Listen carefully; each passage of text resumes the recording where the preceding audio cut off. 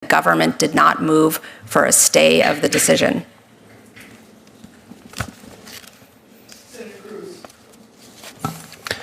Well, Judge Netburn, I want to continue on this line of questioning. In your court, what matters more, the rights of individuals or your political ideology? I apply the law to the facts. I asked a question, which matters more? Well, my political ideology doesn't matter at all. Okay, so I don't believe you. And I think this case demonstrates that you are willing to subjugate the rights of individuals to satisfy your political ideology. This case involves a male defendant who raped a 9-year-old boy. Was he guilty of that? Yes, the petitioner pled guilty to that. Okay, so he raped a 9-year-old boy. He also raped a 17-year-old girl. Was he guilty of that? He pled guilty, the petitioner pled guilty to that crime as well. So was he guilty? I hope so, because she pled guilty to it. He was a he when he did this. That's correct. And also criminal deviant conduct, which the record doesn't disclose what that was exactly. Then, after serving in prison, Mr. McLean was released for parole, but then violated the terms of parole by having internet and was sent back to prison. 1 year after being released again, he was convicted of having child pornography. Is that correct? I'm unclear on exactly the time frame that you're at, but the petitioner was convicted of distributing child pornography. Child pornography that was images of adults violently raping children. Abhorrent conduct. Okay. For which there are real victims.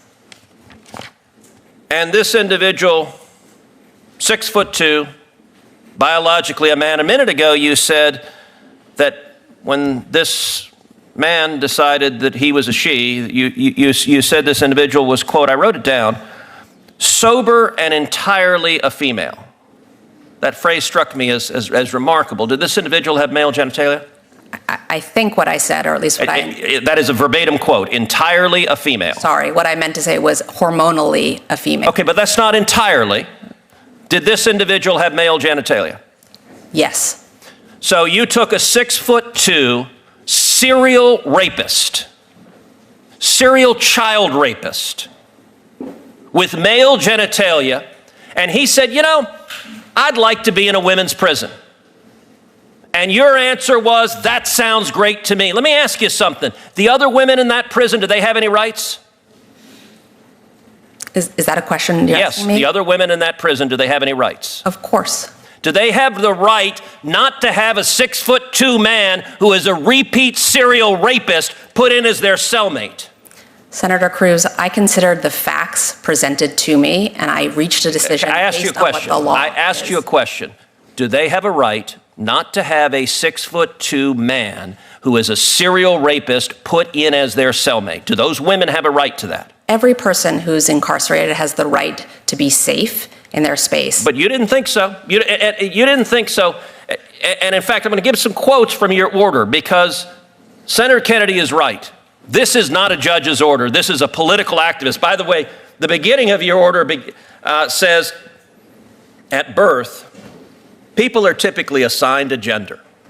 I got to say that would astonish a lot of Americans. A lot of Americans think you go to the hospital, a baby is born, and congratulations, you have a little boy, a little girl. The assigned a gender, I know you went to Brown, but it sounds like it's in a college faculty lounge with no bearing on reality. The Bureau of Prison argued what I'm saying right now, that if you put this person in a female prison, there will be a risk of sexual assault to the women. And you know what you did?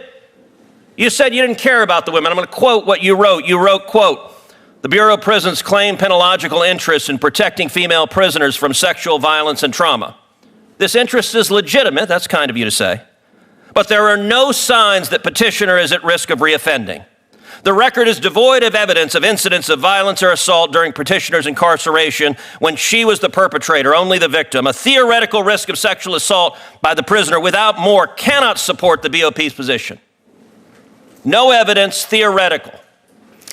Have you dealt, in what universe is someone who is a serial repeat child rapist not at a risk of reoffending?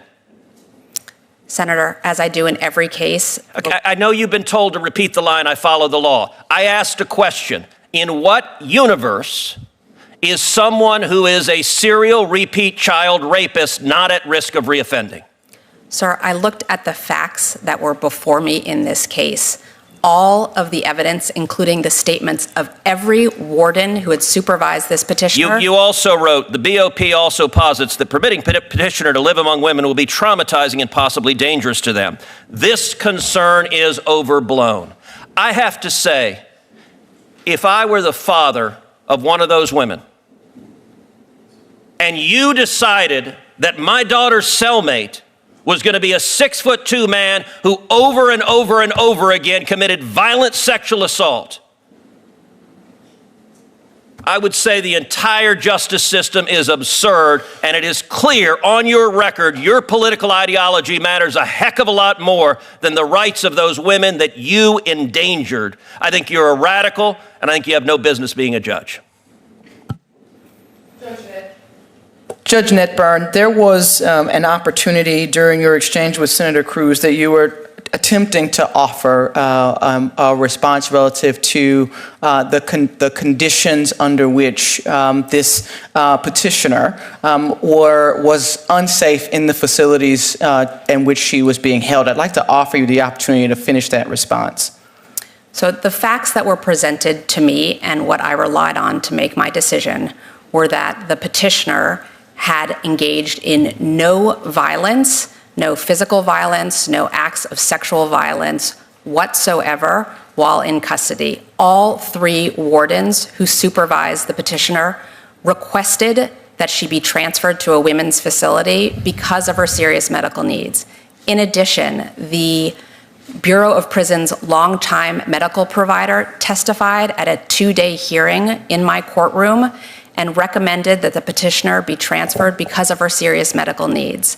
And the last thing I'll say is that the Transgender Executive Council, which is the body that makes decisions on behalf of transgender transfer requests within the Bureau of Prisons, never said that the petitioner could not be transferred, and never, ever said that she couldn't be transferred because of any risk of violence. What the Transgender Executive Council repeatedly said in denying the request was simply that she needed to maintain her hormone levels. That was the repeated justification for the denial of transfer. But the petitioner had reached full female hormone levels before even being incarcerated. At the time, the district judge in Indiana who sentenced the petitioner requested that she be placed in a women's facility. Her hormones were entirely female at that point, and so the decision by the Transgender Executive Council to deny the transfer request based on this idea that it was only because her hormones needed to be consistent and stabilized, I found was a pretext, but they never once said she cannot be transferred because of violence. It was always based on this idea that her hormones had to be. Thank you, Judge Netburn. Senator Judge Netburn, that's Senator directly contrary to what you reported. You all have That is had direct-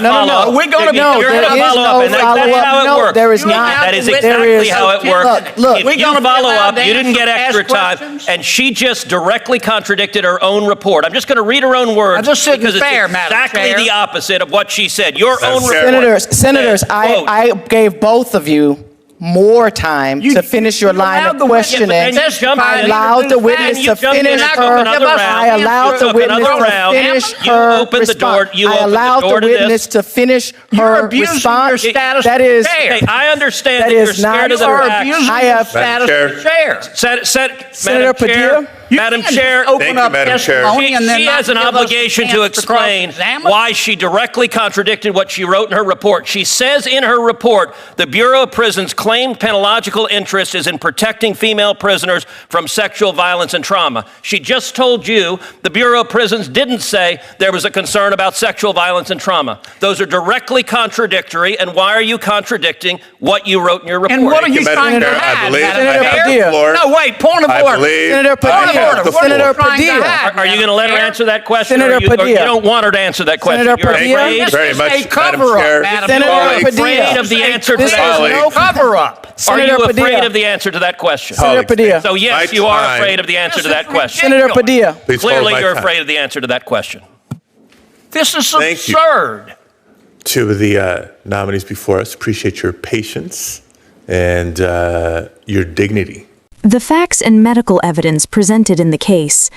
The exchange reflects ongoing tensions in the U.S. justice system as courts navigate complex issues involving inmate rights, public safety, and the interpretation of legal standards in cases involving gender identity and high-risk offenders.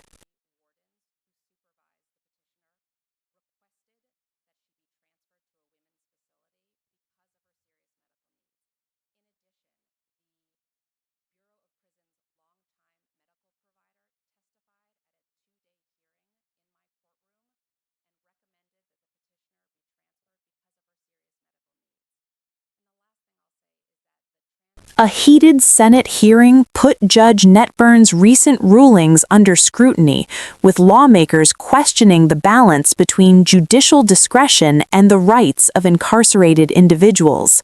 Senators pressed the judge over a case involving a transgender inmate with a history of violent sexual offenses, including child rape and distribution of child pornography.